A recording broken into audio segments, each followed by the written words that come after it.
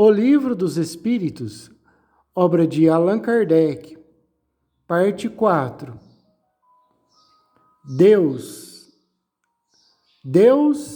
e o infinito. Que é Deus? Deus é a inteligência suprema, causa primária de todas as coisas. O que se deve entender por infinito? O que não tem nem começo nem fim, o desconhecido. Todo o desconhecido é infinito. Pode-se dizer que Deus é o infinito? Definição incompleta.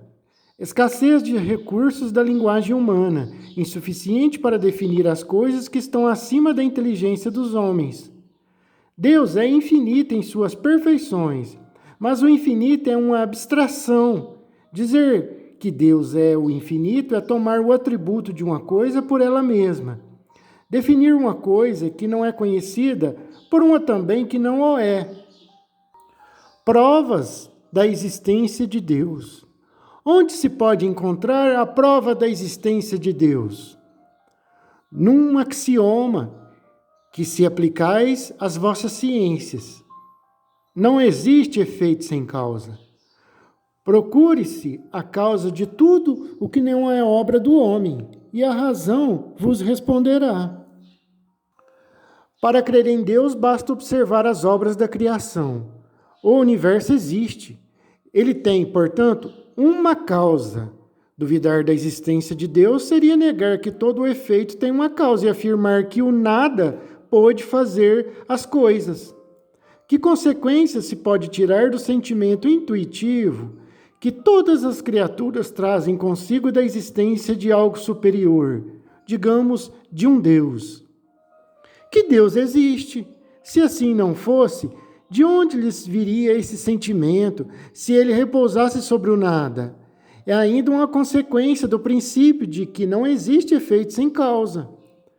O sentimento íntimo que temos da existência de Deus não seria apenas o fruto da educação e o produto de ideias adquiridas, ensinamentos que são passados de geração em geração, de pais para filhos e etc, etc. Mas, ora, se assim fosse, como se explica que até as culturas primitivas do passado longínquo tenham esse sentimento inato? Se o sentimento da existência de um ser supremo não é mais que o produto de um ensinamento, não seria universal e nem existiria, como as noções científicas, que só existiriam naqueles que tivessem podido recebê-las. Pode-se encontrar nas propriedades íntimas da matéria a causa primária da formação das coisas. Mas então qual seria a causa dessas propriedades? É sempre indispensável uma causa primária. Atribuir a formação primária das coisas às propriedades íntimas da matéria seria tomar o efeito pela causa, porque essas propriedades são elas mesmas um efeito que devem ter uma causa. Que pensar da opinião que atribui a formação primária a uma combinação fortuita da matéria, portanto, ao acaso? Outro absurdo. Que homem inteligente, de bom senso, pode conceber o acaso como um ser inteligente? Além disso, o que é o acaso? O acaso é o nada. A harmonia que rege as forças do universo revela as combinações e alvos determinados, e por isso mesmo revela um poder inteligente. Atribuir a formação primária ao acaso seria sem sentido algum, visto que o acaso é cego e não pode produzir efeitos inteligentes. Um acaso inteligente já não seria acaso. Onde se revela, na causa primária, uma inteligência suprema e superior a todas as outras? Existe um provérbio que diz: pela obra se conhece o autor. Pois bem, veja-se a obra e procure-se o autor.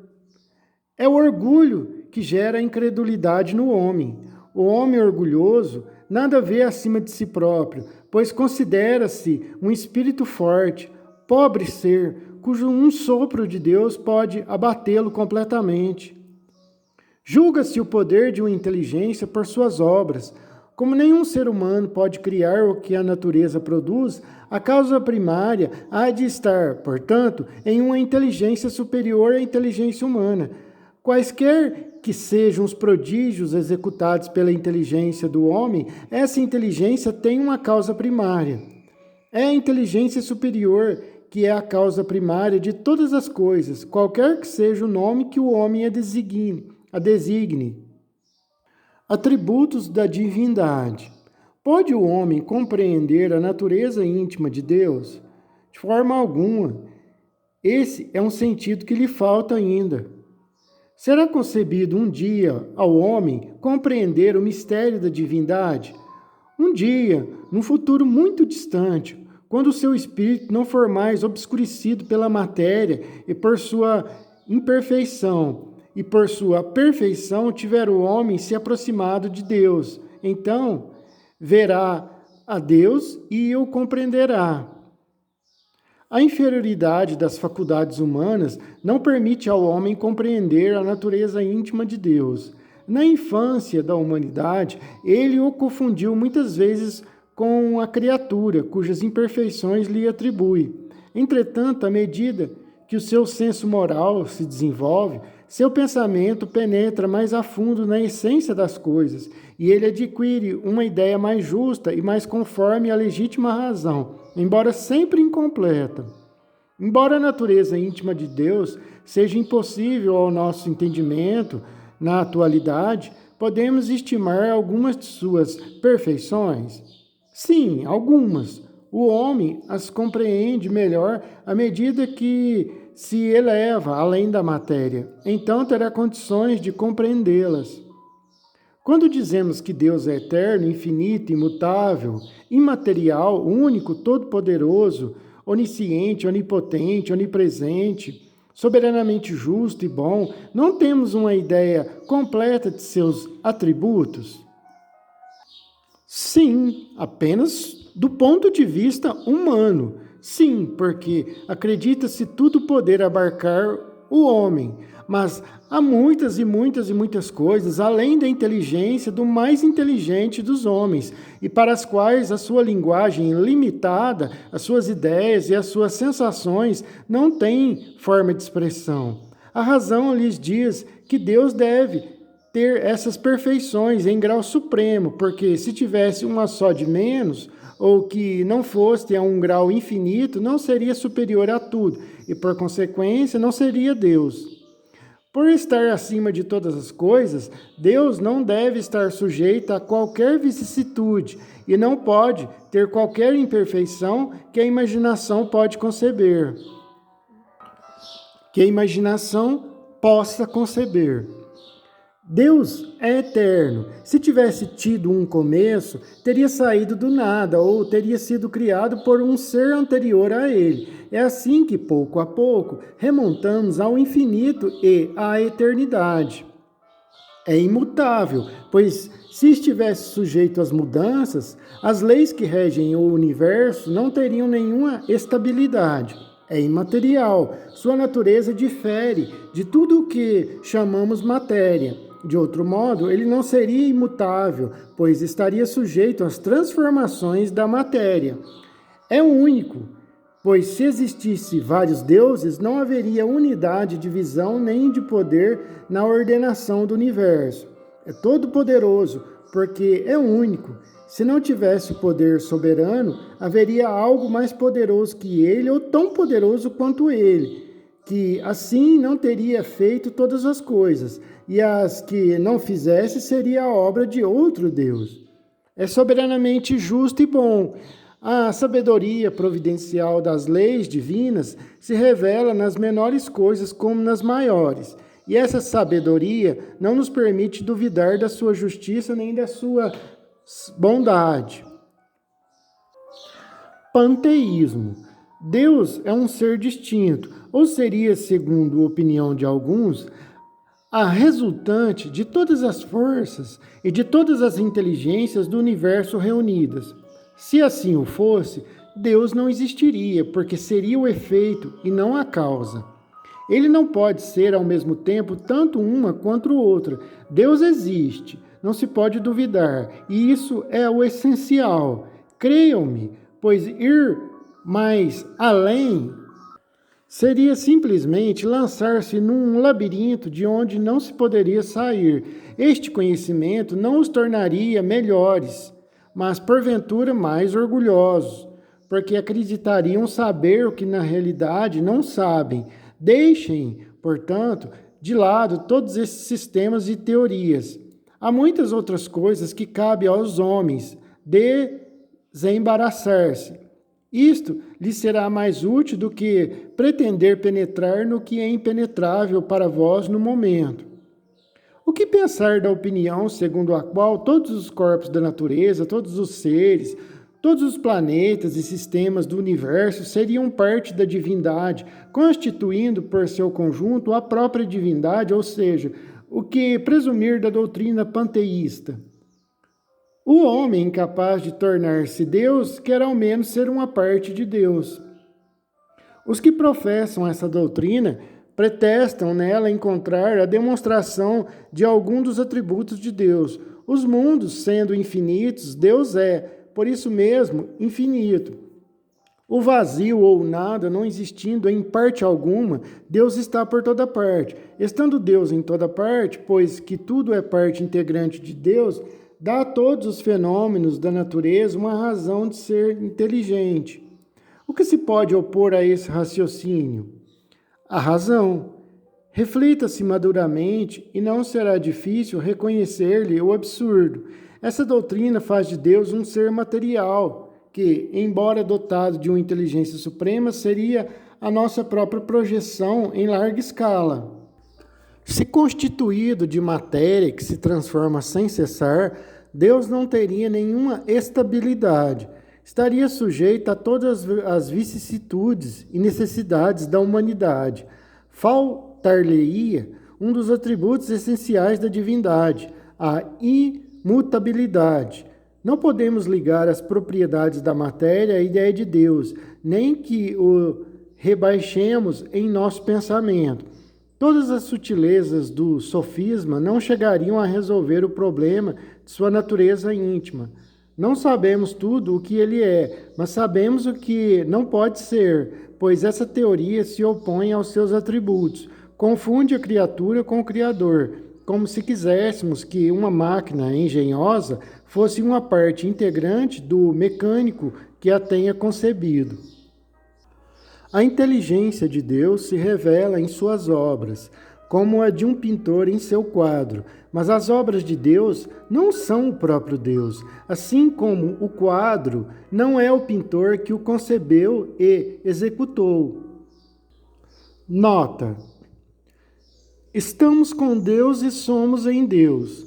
Com esta frase, quiseram alguns que Baruch Spinoza estaria reafirmando o panteísmo. Entretanto, Spinoza quebra a rigidez panteísta, desmembrando o conceito em dois momentos: natureza, Deus como natureza criadora, e naturata, natureza criadora, realizando assim a ideia embrionária existente no espírito de Descartes, um Deus imanente na criação. Elementos gerais do universo. Conhecimento do princípio das coisas. É possível ao homem conhecer o princípio das coisas? Não.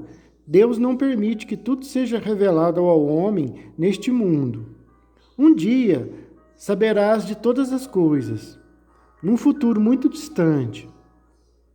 O homem penetrará um dia o mistério de todas as coisas, estejam certos disso. O véu se ergue para ele à medida que se depura, mas para compreender certas coisas, falta-lhe faculdades que, todavia, ainda não possui. O homem não pode, pelas investigações da ciência, penetrar alguns segredos da natureza. A pesquisa científica é um meio de avançar em todos os campos, mas não pode ultrapassar os limites fixados por Deus. Quanto mais é permitido ao homem penetrar nesses mistérios, maior deve ser a sua admiração pelo poder e sabedoria do Criador. Mas, seja por orgulho, seja por fraqueza, sua própria inteligência o torna frequentemente joguete da ilusão. Ele acumula teorias sobre teorias e cada dia ele indica quantos erros tomou como verdades e quantas verdades repele como erros. São outras tantas decepções para o seu orgulho. Além das investigações da ciência, é dado ao homem receber as comunicações de uma ordem mais elevada sobre aquilo que escapa ao testemunho de seus sentidos? Sim, se Deus assim julgar útil, pode revelar o que a ciência não pode aprender. É por essas comunicações que o homem passa a ter, com certos limites, o conhecimento de seu passado e de seu futuro.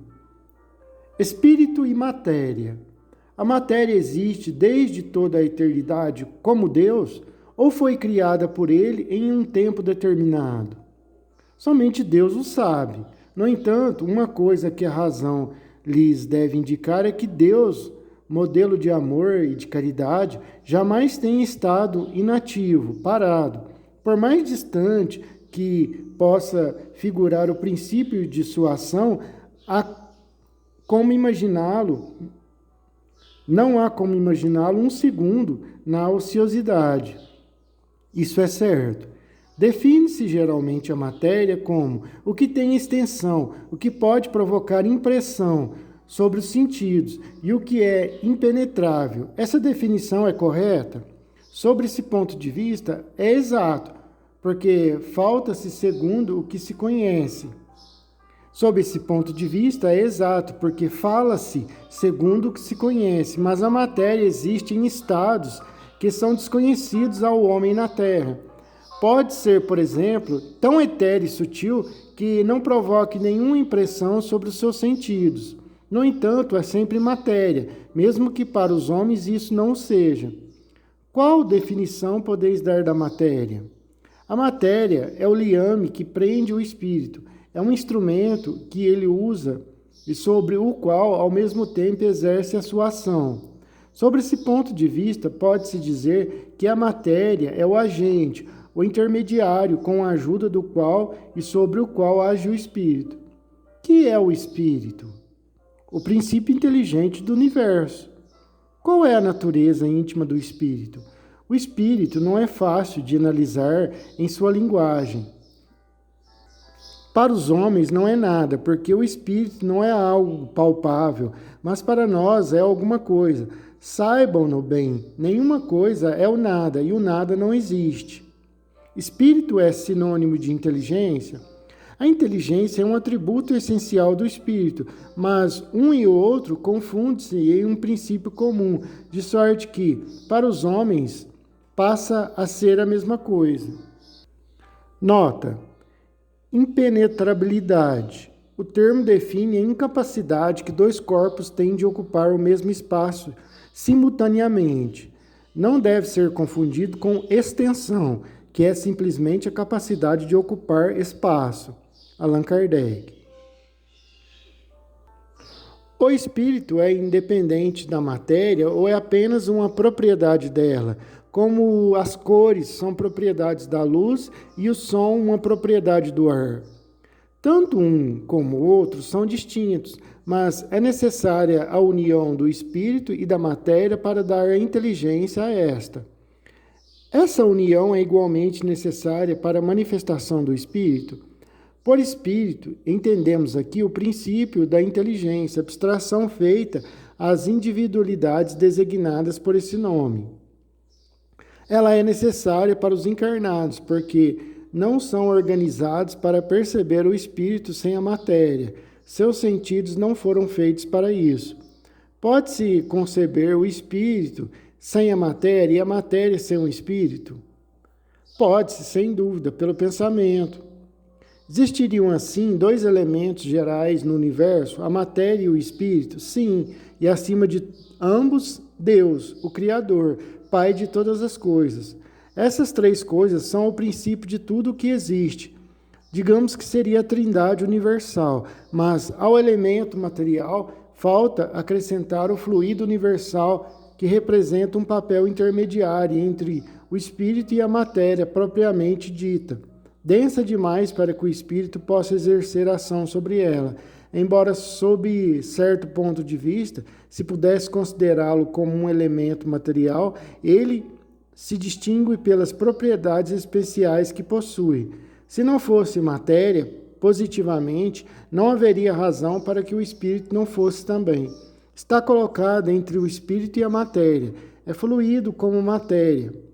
É fluido como a matéria é matéria e suscetível, por suas inumeráveis combinações como esta, e sob a ação do espírito, de produzir a variedade infinita de coisas das quais os homens conhecem apenas uma diminuta parte. Esse fluido universal, ou primitivo, ou elementar, sendo o agente que o espírito emprega, é o princípio sem o qual a matéria estaria em estado perpétuo de dispersão e não adquiriria jamais as propriedades que a gravidade lhe dá. Esse fluido seria o que designamos pelo nome de eletricidade. Dissemos que ele é suscetível de inumeráveis combinações. Isso a que chamam fluido elétrico, fluido magnético, são modificações do fluido universal que é, propriamente falando, uma matéria mais perfeita, mais sutil e que pode ser vista como independente. Porque o próprio espírito é alguma coisa, não seria mais exato e menos sujeito a confusões designar esses dois elementos gerais pelas palavras matéria inerte e matéria inteligente? As palavras nos importam pouco. A linguagem deve ser formulada de maneira a se tornar compreensível. As dissensões humanas surgem porque sempre há determinamento. As dissensões humanas surgem porque sempre há desentendimento sobre as palavras, pois a linguagem humana é incompleta, escassa para as coisas que não lhes ferem os sentidos. Nota: fluido universal. O original francês utiliza a palavra fluido universal e não princípio universal. De acordo com o Oxford English Dictionary, não era incomum aos físicos da metade do século findo utilizarem-se da palavra fluido com o sentido de tênue, sutil, imponderável, para todas as substâncias permeáveis cuja existência foi admitida por conta dos fenômenos de calor, magnetismo e eletricidade. Em nossos dias, entretanto, fluido é mais comumente definido como uma substância líquida ou gasosa que corre ou se expande à maneira de um líquido ou gás, tomando a forma do recipiente em que está colocado. A escolha dos espíritos por determinadas terminologias prendeu-se aos jargões científicos da época, mas a linguagem humana é dinâmica e vocábulos que hoje são correntes podem facilmente se tornar obsoletos em poucas décadas. Assim, entender-se sobre a antiga terminologia fluido seria uma grave injustiça à ideia dos espíritos. Assim, estender-se sobre a antiga terminologia fluido seria uma grave injustiça à ideia dos espíritos, que é nova e corrente hoje como há 50 anos, quando foi apresentada pela primeira vez. Interessante será apresentar a noção de um elemento fundamental que transcende as estruturas conhecidas da matéria, o que nos leva à lei de gravitação universal de Isaac Newton, 1642-1727. De acordo com essa lei, cada partícula da matéria atrai qualquer outra partícula, estando tudo interrelacionado. O que os espíritos superiores parecem indicar é que a força gravitacional não pode resultar das partículas da matéria por ela mesma. Ao invés, seria uma transformação ou teria a sua origem no fluido cósmico universal. Podemos também traçar paralelos importantes da noção de fluido cósmico universal dos espíritos com o trabalho de... Podemos também traçar paralelos importantes da noção de fluido cósmico universal dos espíritos com o trabalho de James Maxwell e de Albert Einstein, na metade da década de 1860. A teoria do eletromagnetismo de Maxwell trouxe o magnetismo, a eletricidade e a luz, uma integrada estrutura matemática, e apresentou aos físicos o conceito de campos que acreditamos ser modificados de uma estrutura sutil, o éter. O fato de que o éter dissimula a detecção em experimentos laboratoriais motivou Einstein a propor a teoria da relatividade em 1905, que, conquanto abstraindo a noção de éter, calculou o fenômeno eletromagnético em termos de campos isolados. Um fato patente domina todas as hipóteses. Vemos que a matéria não é inteligente e que um princípio inteligente independente da matéria. A origem e a conexão de ambas as coisas nos são desconhecidas, que tenham ou não uma origem comum, com os pontos de contato necessários, que a inteligência tenha sua existência própria ou que seja uma propriedade, um efeito. Que seja mesmo, segundo a opinião de alguns, uma emanação da divindade, é que o ignoramos. Elas nos parecem distintas porque as admitimos como formando dois princípios construtivos do universo. Vemos, acima de tudo isso, uma inteligência que domina todas as outras, que as governa, que se distingue pelos atributos essenciais. É a essa inteligência suprema que chamamos Deus. Propriedades da matéria. A ponderabilidade é um atributo essencial da matéria. Da matéria tal como a entendem, sim, mas não da matéria considerada como fluido universal. A matéria etérea e sutil que forma esse fluido é imponderável, mas também é o princípio da matéria ponderável.